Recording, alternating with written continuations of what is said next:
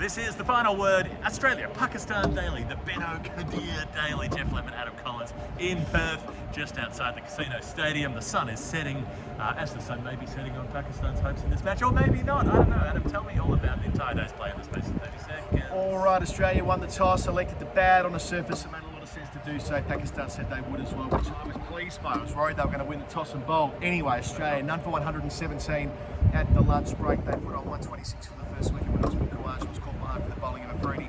Warner, as if it were full toll. 15 minutes into today's play, I knew he was going to make 100.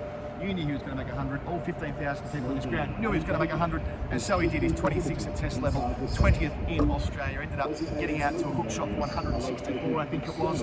Between times, Smith made 30 odd. Head got caught at third down at this ground for the third time, believe it or not, for 30 something as well, maybe 40 something. There was 5 wickets taken for the entirety of the day for 346. Mitchell Marsh and Alex Carey in the teams overnight. Bit rusty, I reckon we're at 42 seconds on that. It's been a few months. It's been a while. You're not in the swing of things as yet. I'm also not, because I should have noted the show's brought to you by CBUS Super, been looking after yours and other people's superannuation for 40 years. 40 years! You haven't had super for 40 years, but nonetheless. More about them later. Now, okay, let's start with Little Davey, the man they call Little and the man they call Davey, because he's both of those things. Now, I know there's been a lot of conversation about whether he should be there, whether he should be in the team, whether he's did too much in the last couple of years. But I think at some point you have to zoom out and look at big numbers at times. And today he went past Matthew Hayden. I'll just tell you, Michael Clark's career. The only Australians with more runs. What is it? Steve Waugh, Ponting, Border, Steve Smith. That's it. They're the only Australians who've made more Test runs than David. He's had a vast career. 26 Test hundreds, so the Australians with more hundreds, those 4 plus 5 Bradman. That's it. You know, he's right up there in terms of all-time contributions to Australian Test cricket. He loves playing Pakistan, averages 88 against Pakistan across his career. He was in the 90s before he got out. Yeah, it was. He was pushing towards triple figures at that point, and I was thinking maybe the 335, not out, he's under threat. Well, I looked at that too. I looked at 166 not out, he was in Adelaide. Stuffs day one. I thought, if he gets to roughly there, and he nearly did, and he would have been far many more than that, a great many more than that rather, at Stumps, and he knocked himself there when he did. It's probably fame-worthy, but I'll mention it now.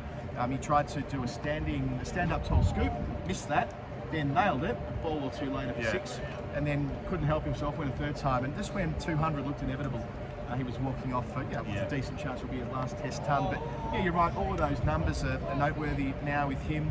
The fact that he's done it at an average in excess of 45, there have been great parts of Warner's career and not so great parts of Warner's career, but taken in totality, as you're doing now, I think it's the right way of doing it at this stage of his journey. He's going to go down as one of the great Australian Test takers. You don't make 8,500 runs in a career unless you're pretty good in cricket. And you can have the caveats and you can pick the holes and you can say, well, if you take out these bits of the career or put in these bits, then it's different this way. One or the other, root maths, all the rest of it. Overall, there's not much value in doing that. And I thought, as we discussed, he deserved his spot. We've got in quite an interesting situation here. Muhammad Rizwan's doing some wicket-keeping drills just behind us, which has attracted an excited crowd. We're not here to watch our show. No.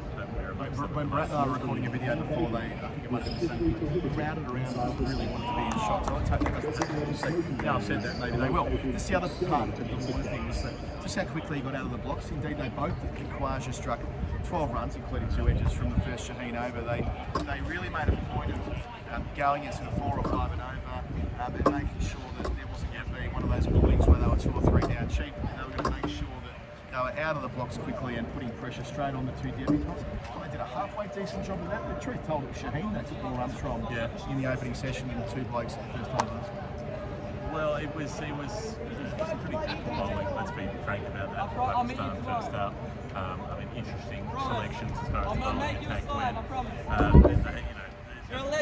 The long run up from Karam coming in and then stopping for 129 k's an hour. Pretty well though. Yeah. His second over beat the bat a couple of times. We're grasping a little bit here. No, like at the start of the. But also with the second, he finished strongly. But there was a lot of dross in the middle. There was a lot of short, wide stuff. There was a lot of particularly you don't want to do that ever. I don't think either of them are going to be taking 200 Test wickets. Don't get me wrong. But I think they might both play it. They might both get out of this with their reputations not damaged to the extent that Muhammad Musa can't. And you're in this interesting kind of position here, right? Because it's 350-ish, but 5 down. So you've got that classic overnight caveat. If you can throw the if in, if they get a couple early, then they can maybe keep Australia under 400, and that wouldn't be such a bad result. More likely, what's going to happen is what happens every freaking test match, pretty much in Australia, where lower and middle order make a shitload of runs, and you end up with the visiting team looking down the barrel of 560, something like that. Yeah, well, 346 for 5 overnight. Australia, we're looking at a 400 for 2 day, like for most of the day. I reckon even after, say, 60 overs, it still looks like I can't remember exactly when that partnership was broken, what over it was, but around then, at T, let's say, and remembering they only bowled 50 overs. 50 overs by team. It's feeling very much like, Adelaide 4 years ago, where they were 400 for 2 overnight or something like that. So they have dragged it back, at least psychologically. They haven't been embarrassed today, Pakistan. I don't think that's for nothing either. They were sloppy in the field, and not everything went their way. And I suppose when you're fielding on a day like that, things really do. Yeah. But I think they just about kept the train on the tracks. It could have been worse, absolutely. But if you're ever going to not stuff it up, it needs to be day one of the series. Yeah. And this was the thing. So, okay, Khawaja comes out and looks pretty good as well. And there would have been so much scrutiny. Like, he would have felt the pressure of needing to come out and not fail after all the attention on him over the last couple of days. Made 41, contributed to it. That opening stand running 26, I think it was, by the time he was separated. But earlier in that innings, he plays that ball shot. Abdullah Shafiq running back. It looked to me like it was when the ball crossed the line of the sun. You see the shadow across his face, and it makes him blink at just the wrong moment.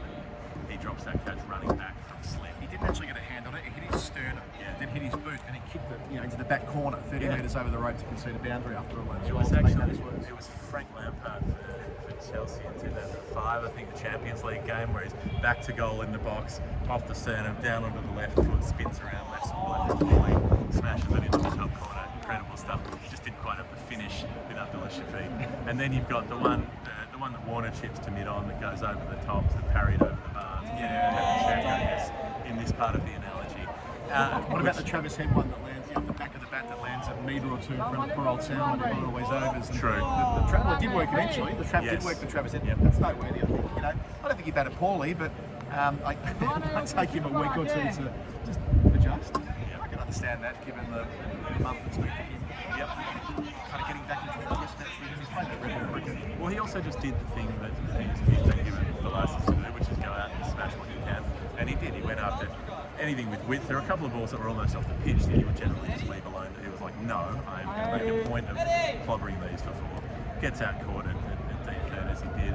And there was the other missed opportunity behind the stumps. David Warner, pretty much the only one that turned all day somehow. I mean, poor old someone who was toiling away and bowled a very long spell with his off breaks, and he's not the most penetrative off break bowler, but he gets this one to turn, beats the edge, Warner's down the pitch, it bounces too much for Sarfraz, who can't take it, and then it goes to Babar Azam at slip, who just doesn't realise he needs to throw the stumps down. He's just a bit too late, and then he misses the throw. He would have run out Warner from slip that he throw that. There was the double chance there, wasn't there? And they blew both of them. Just on Salmon, I would have picked him anyway. I would have picked him to bat the top 7, just on the basis of what he's done this year, averaging 47 at test level, a couple of hundreds. He's been pretty solid as a contributor. It's just that the configuration feels wrong. Yeah, he can be your second spinner. He can be your Glenn Phillips, if you need a Glenn Phillips. Yep. And who doesn't stretch it out? Pretty much everybody. Won the test against Bangladesh last week. Honestly, Glenn Phillips is so useful. Like, say you're doing a big Christmas shop, and you've got a lot of things to get out to the car, right? And it's more than one trolley. Like Glenn Phillips. Glenn Phillips would pop up. He'd be really useful. He'd run through. How many bags of shopping could he carry in one go from the car? How many could he? He's a square. Yeah. He's entirely geometrically symmetrical. He can carry about 43 bags on each arm if he needed to. But he'd think ahead. He'd do something like, why don't I take the heavy sort of cartons of cans and things out now and run them through the scanner and get them in the car while you get the other stuff. That's the kind of thing Glenn Phillips would become useful. And look, I think Salmon is useful. I just reckon they got the kind of configuration wrong. I don't much for Ashraf as a cricketer. I picked up Warner in Karachi, and I know he made a goal in that innings as well in that test rather in Karachi. But generally speaking, he hasn't played test cricket this year. I can see a role for him because he's clever. He's a clever bowler. But I'm not sure having him so far down the list. It's like they've gone top heavy with batting, A couple of all-rounders in the middle there at 7 and 8. Trusting Sarfraz to bat 6, we probably should be 7. Like, it felt to me like they just overthought it just a wee bit. I might be proven wrong. They might go out like 500, and it could be the lower middle order that makes it possible, and we won't have a real test match on our hands. But yeah, they really do need to bowl out Australia for less than 400 to have a chance to apply pressure the other way. Low score for Labuschagne, LBW for 16 or 18, with the ball nipping back in. Burns a review as he's got to get them right. That was the Fahim ball, by the way. He swung it away a number of times and nipped one back. It's just not Shaheen, started poorly, bounced back well up either side of lunch, and then pitching up a bit more. More chance to swing it. Who would have thought? Yep, and swung it when he had the second new ball as well. And then Steve Smith, another one of these old Steve Smith innings. Second ball was a climbs little pull shot, clobbers that for 4. Plays a couple of good shots to cross-batter shots when they were trying to bump him. And then he does that walk about 500 miles outside the off stump and then play a ball on the 9th stump line. But yes, it did deck away from him, but he also happily could have left it low because he didn't have to cross so far. 12 months ago, when Smith started that summer in Great Nick, he was talking about how he was playing next to the ball, akin to the way he made the 100 out here at Perth across the river in Perth in 2013, and how he continued that through to the summer of 14-15 against India. And you watch back those tapes now, I mean, that was him playing more traditionally next to the ball, and he made that massive adjustment into the 15 Ashes where he was out a number of times, like all the way across his stumps, most memorably the first day at Trent Bridge. And it felt today like he's gone all the way back to that. He was playing at balls routinely on the 6th or 7th stump line. I was on commentary when he was out, and I described it as a lovely bit of bowling. And I thought it was till I watched the replay back then. Like, in a way it was, because he knows that Smith's out there playing balls that he should be letting go. So I guess his target is bigger, and he can bowl with a more conservative field with the offside stacked as he did, and it worked for him. And good on him. That's his first. That's Shazad's first wicket in cricket. Like Craig Overton at Adelaide Oval in 2017. Steve Smith first up. It was a good setup because what he does is bowl back and leak into the body of the 2 previous bowls, and then he bowls a little bit wider and gets it to nip away. And Smith just pokes at it, and he was furious. I'm like, I've seen Steve Smith discombobulated, but I don't know if I've seen him as angry walking off the field. He was yelling at himself. He was shouting, swearing, and he doesn't usually do that sort of thing. He gesticulates and waves his hands around and does a bit of air monopoly or whatever it is that he's doing, but he doesn't usually just sort of berate himself like that. And he was furious that he played that. Yeah, and look, I understand why he would feel like against an attack that's not as penetrative as others he would have faced. Talking to one colleague today who offered the view that maybe Warner's made club hundreds, which would have had stronger attacks than Pakistan had today. So you've got to cash in. That's been the whole story of Australia's pre-match commentary. It's that they want to make sure they give themselves a chance to win every test this summer, right? Yep. And to do that, to fully maximise that, that involves Smith making bulk runs, 31 or whatever it was. It's a start, it gets him going, but yeah, this was the kind of day where he could have ended up 131 not by the close rather than swearing at himself as he was. So Marsh and Carey to resume tomorrow. Important innings for Carey on 14, and Mitchell Marsh who's smacked a couple on pretty good at one stage or another. You can get a fair bit of background stuff coming through the marks here. Now, All part of the fun. it's all part of the rich texture. Should we move to the Hall of Fame? We probably should. The Final Word Hall of Fame is brought to you by CBUS Super. They've been with us since the very start. They've been going for 40 years. 8.89% average return for 39 years in their My Super account. The account that we've been talking about is Mohammed Rizwan. That's very kind of him. Maybe that should be in the Hall of Fame. This is our Final Word moment of the day. Superannuation, when it was initiated by workers who were willing to sacrifice part of their wages for the short term. Carnage here is a batting glove. You can't do much with one glove, fellas. Can't do much with one. Gary Ablett did a bit with one glove. Did you find it or did you lose it? Where are we? So 40 years CBUS will be in operation as of next year, delivering for members. That's why they can keep their fees where they are, because all of their profits go back to returns for members. We love being associated with them. The deferred wages process that workers have gone through, the compound interest, the returns that go back to members, just a number of the reasons why we are so proud to be in association with them coming up to their milestone year. All right. CBUS.com.au. Hall of Fame. Look, you mentioned David Warner earlier. I have to go back to this. It wasn't 3 times, it was 4. He's got the ball being bombed in on his shoulder on the lower leg stump, the right arm over the wicket for the left hander, and he's playing. So He played one of those kind of pick-up, scoop, falling over shots that he played a lot during the World Cup, where he has to fall over to play the shot. He played it 3 times before lunch. There's no way to stay on his feet when he plays the shot, basically, because he lunges so far across outside of stump, and then he gets a ramp sort of angled bat, and he gets under the ball and lifts it over fine leg. And he did that in the first session and sent it soaring away for 6. This wasn't that shot because these were bounces, these were up around shoulder height. But he was stepping across to the offside and trying to get under it and flick the pull shot over the top of fine leg as fine as possible. Misses the first one, goes for it a second time and misses that as well. Sort of just pulled out at the last minute and was shaping to play it. Then he nails the third one, goes for 6, and then he goes, well, fuck it, I'm going to go for 4. And it's the fourth one that he gets out to. The trap was there. Like, it was Moeen Ali areas of daft playing that shot at that point. They had everybody out. They had 2 behind square, the ones in front of square. Everybody's waiting for the top edge of that shot, and he duly gives up the catch to the backward square. I thought that was, you can say it was tidy cricket, 40 minutes to stumps. He'd been out there batting all day. It was still pretty daft cricket. It did feel a stiff to unnecessary. Put it that way. He could have batted through, come back tomorrow and made it once. Yeah, and I get it, right? He's playing that shot really well, and the 2 4s he hit were almost better than the 6 before lunch, just with the technical way that he got himself across his stumps and was able to read the play so well and know the delivery was there for that kind of shot, which is far more a white ball shot than it is a red ball shot. But such is the majesty of Warner, right? He's been implementing, or he's been injecting, we should say, white ball shots into his red ball game since day dot. And I like the fact that coming full circle, right, towards the end of his career, he's doing a lot more than that, a lot more of that than he might have done sort of 3 years ago. So going out on his terms, just on his tempo as well. Like, you know, this will contribute to the conversation about who his replacement ultimately will be, because we saw another example today of the kind of pressure David Warner can create in the first session of a test match. Australia, I think, will be looking to replicate that with their next opener, rather than having someone who's too similar to Khawaja, who had a strike rate of 41 today. Absolutely nothing wrong with that. You probably wouldn't want in the modern game 2 openers with exactly the same disposition. So I think that's all part. Just on Warner, his celebration.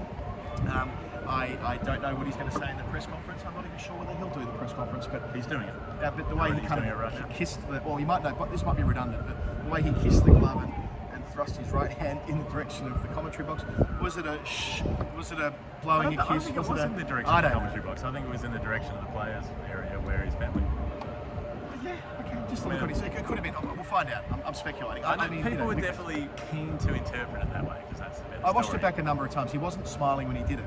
He was kind of had a grimace on his face, which made me think that it was more a bit of a, Nasser Hussain style, indeed Simon Kadich style, famously many years ago, looking up towards those who might have written him off. Maybe one person in particular. Who's to know? I doubt he'll elaborate in the press. I like to take an innocent interpretation of things and say, blowing a kiss to his wife. Fair enough. Let him do exactly that. There were other things. All-run falls are plenty. To the fat side of the ground here, I counted 3. There might have been more, at least 3 that I was on commentary for, which is quite unusual in the modern game. I'm sure Thomas Miles, who keeps the score sheet of every day, can tell us how many there were. Indeed, when was the last time we saw a test playing day with that many? That's a retrospective Hall of Famers. Thomas Miles at the live show, having his wagon wheels that he drew of Glenn Maxwell's 201 signed by Glenn Maxwell. That was pretty sweet. And if I can read my handwriting here. Oh yeah, Travis Head. We only just touched on it, but getting caught at third man. How many times have we and others reflected on the first part of Head's career, featuring a number of times, 2 times famously at this ground against India, putting it down deep third's throat. They had the trap set for it today, 3/4 of the way to the boundary line, and he duly delivered. And it was a shocking delivery as well. Like the one he got out there, it was absolute filth. There was a lot of short wide stuff, and that was one of them. I think we're going to see more and more of that in Test cricket, by the way. Like, we saw it in England during the Ashes, that short, even not that penetrative, but just consistent short bowling does make batters do things they otherwise wouldn't, and live to regret. Ultimately, I remember that day at Lords where an entire session where England bowled to Australia, it was ugly, but they took 5 wickets, right? Yeah. So I reckon that as we sort of see more of this work, 2 wickets in the final session, 2 and today, it's going to be contagious, especially on surfaces that give a little bit to the seamers. And today's did. There was bounce pretty much the whole way through if you get the seam. So, yeah, more of it tomorrow, maybe when Australia bowl. All right, we'll be back tomorrow. This has been the Final Word Daily. Australia, Pakistan, Perth, day 1. Thanks to CBUS, Jeff Lemon, Adam Collins. If you like what we're doing, patreon.com/thefinalword is where to get more involved. Other than that, we'll see you tomorrow. Past performance is not an indicator.